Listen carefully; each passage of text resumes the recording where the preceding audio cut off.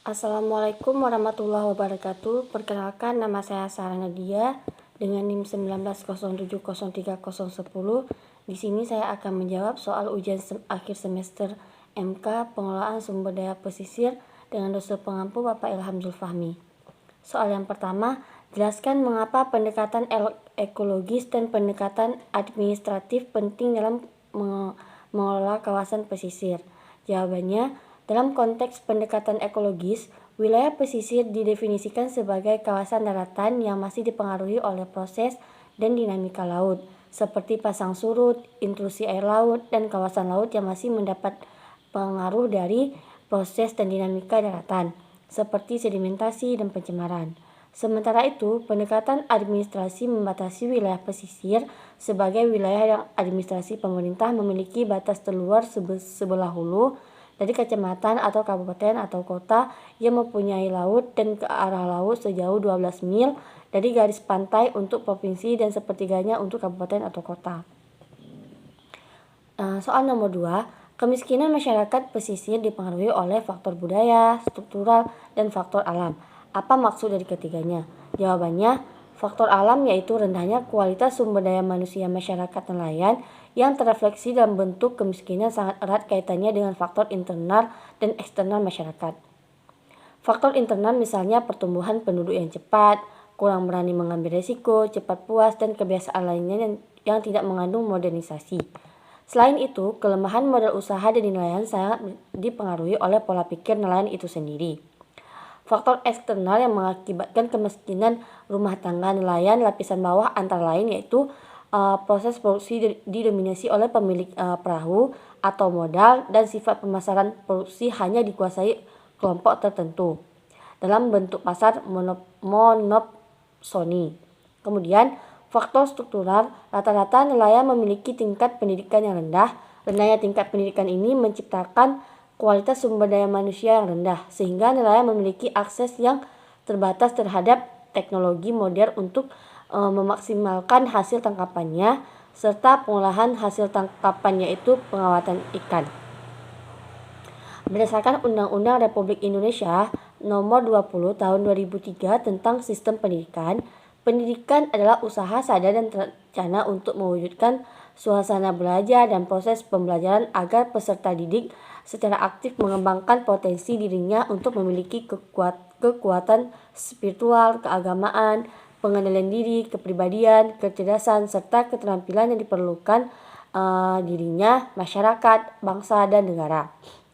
Proses faktor budaya, nelayan dikategorikan sebagai seseorang yang pekerjaannya menangkap ikan dengan menggunakan alat tangkapan yang sederhana seperti dari pancing, jala, jaring, pukat, dan sebagainya.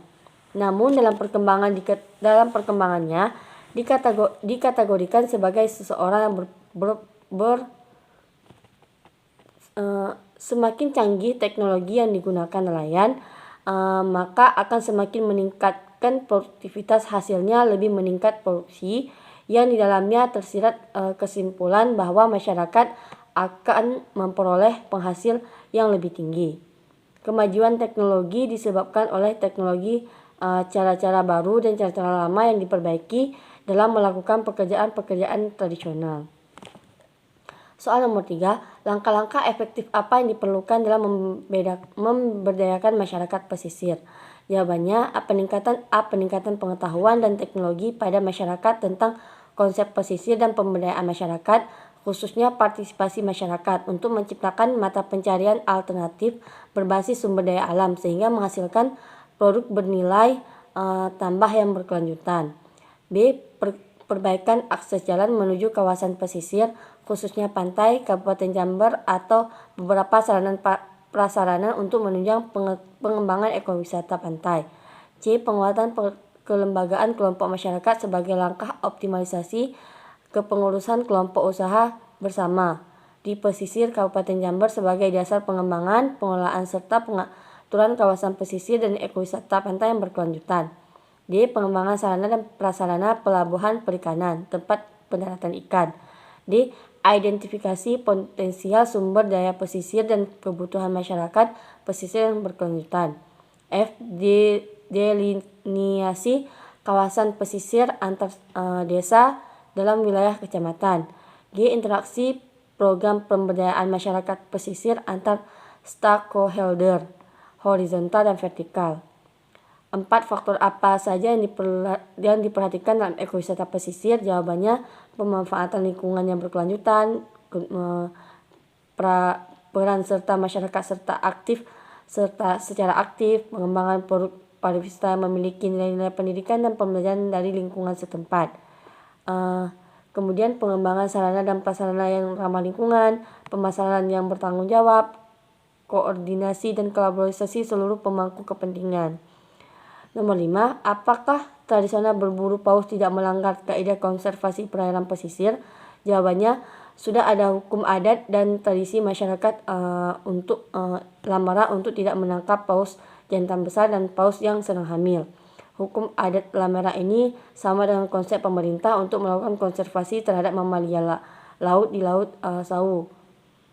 Sementara itu, paus jenis langka seperti Balaenoptera musculus dan Physeter macrocephalus jarang melintas di wilayah perairan sekitar, sehingga bukan menjadi objek buruan nelayan tradisional setempat seperti yang dikhawatirkan selama ini.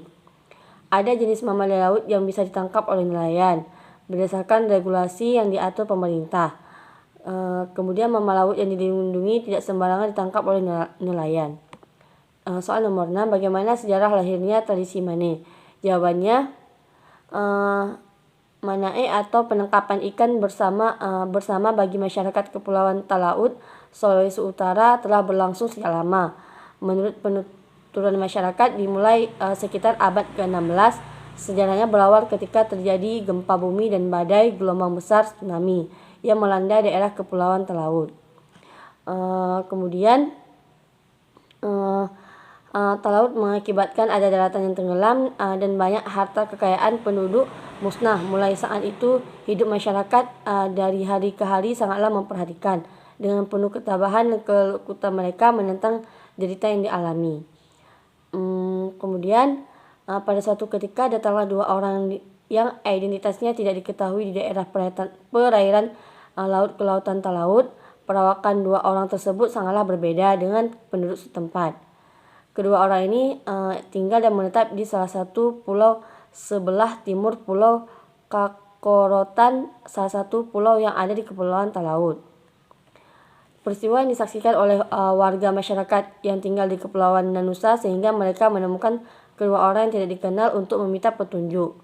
Kemudian dengan rasa bersahabat, kedua orang asing tersebut memberi petunjuk menyerahkan alat-alat yang digunakan saat melakukan penangkapan ikan.